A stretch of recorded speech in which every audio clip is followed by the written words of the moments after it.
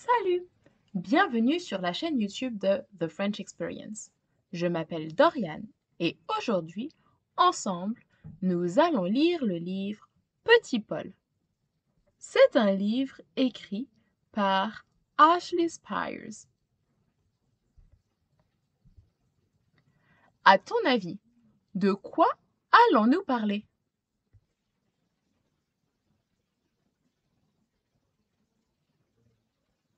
Petit Paul adore la mer. Il aime son immensité, sa tranquillité, sa beauté bleutée.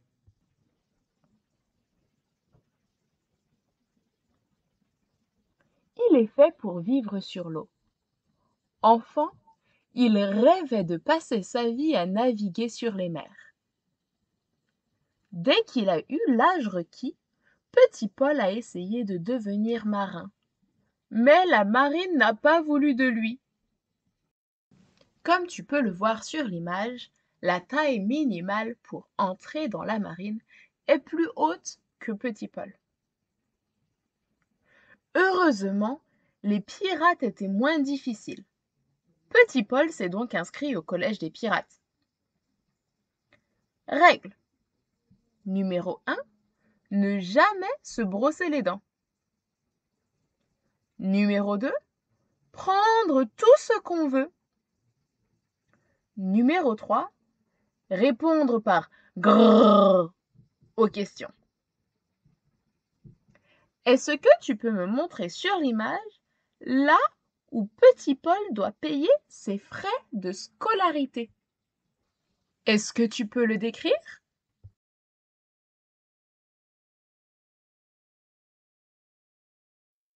Petit Paul était loin d'avoir l'étoffe d'un pirate.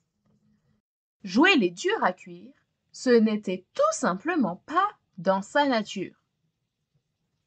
Il se débrouillait bien au cours d'introduction au nettoyage du pont, mais se laissait facilement distraire durant celui d'interprétation des cartes au trésor.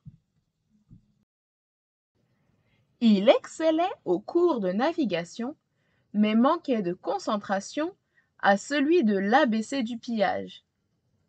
Il était génial pour interpréter les chansons de matelot, mais nul pour manier l'épée.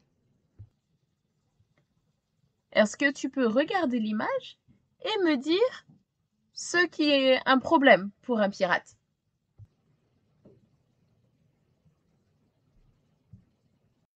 Malgré tout, il tenait mordicus à réussir son cours. Finalement, après des mois de travail acharné, il a reçu son diplôme de pirate. Petit Paul pouvait enfin naviguer sur les mers. Il n'avait plus qu'à se faire engager sur un bateau de pirates. Mais il ne semblait pas y avoir de place pour lui, même s'il était tout petit.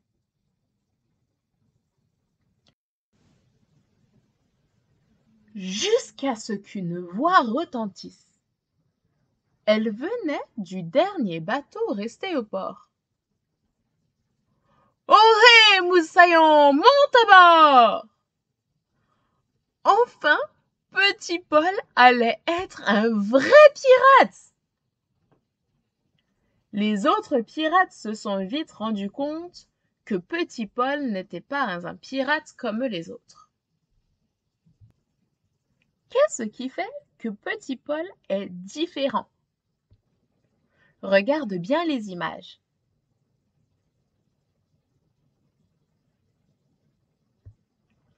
Même le capitaine se posait des questions au sujet du nouveau membre de son équipage. Petit Paul savait que, s'il voulait rester en mer, il devait prouver qu'il était un bon pirate. Au collège des pirates, il avait appris qu'il n'y a que 3 choses vraiment importantes pour les pirates. 1. Leur navire. 2. Leur mine dure à cuire. 3. Leur trésor. Des tas et des tas. Petit Paul devait démontrer que tout cela était important pour lui aussi. Il a donc commencé par le bateau. Il a pensé qu'en rendant le calamar rouillé plus accueillant, les hommes s'y sentiraient un peu plus chez eux. Qu'est-ce que tu vois comme différence entre les deux images?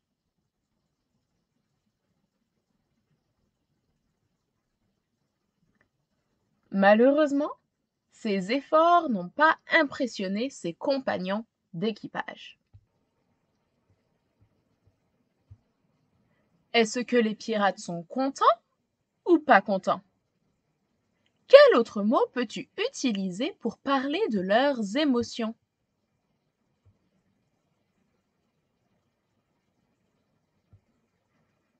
Ensuite, Petit Paul a réfléchi à la meilleure manière d'avoir l'air féroce. Comme il n'était pas porté sur la bagarre, il s'est dit qu'un tatouage ferait l'affaire. Hélas, encore une fois, le résultat n'a impressionné personne. Les deux essais consistant à décorer le bateau et à démontrer une certaine férocité n'avaient rien donné. La seule chance qui lui restait, c'était de trouver un trésor. Mais il ne savait pas comment s'y prendre. Il y songeait en nettoyant le pont. Il y réfléchissait durant les combats. Il y pensait même lorsqu'il était de corvée de cuisine. À ton avis, que veut dire le mot songeait?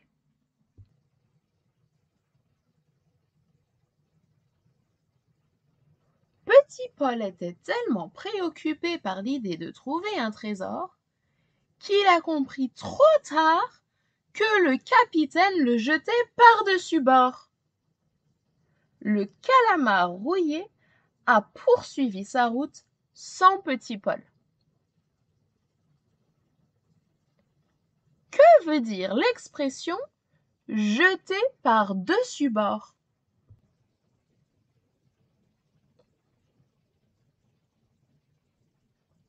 Mais bientôt, le pont du bateau a commencé à se couvrir de moisissures.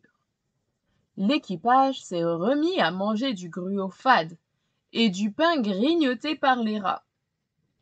Et l'odeur de petits pieds est revenue envahir les cabines. La vie normale a repris à bord du calamar rouillé, et l'équipage aurait dû s'en réjouir. Mais ce n'était pas le cas. Même le capitaine n'arrivait plus à se satisfaire des bonnes vieilles habitudes de pirate. À ton avis, que va-t-il se passer ensuite?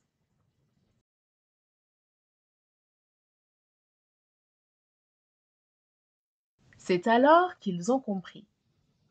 Petit Paul n'était peut-être pas un pirate comme les autres, mais il avait du cœur à l'ouvrage. Il savait faire de leur bateau un véritable chez-soi. Il était comme les trésors. Il était rare.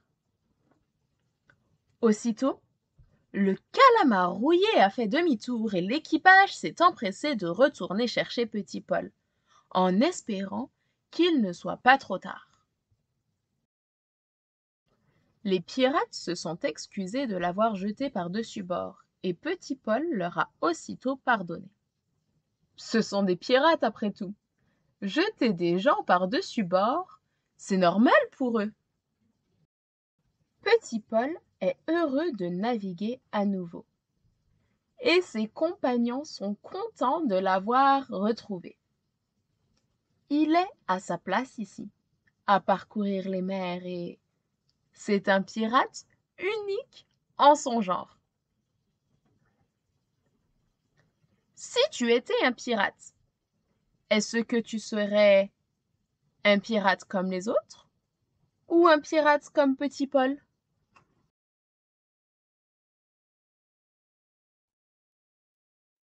Merci d'avoir regardé cette vidéo. Avec l'aide de tes parents, n'hésite pas à laisser un commentaire pour répondre à mes questions. Tu peux aussi partager cette vidéo avec tes amis ou la regarder à nouveau. Thank you for watching this video. With your parents' help, feel free to comment and answer my questions. You can also watch this video again with your friends or simply share it with them.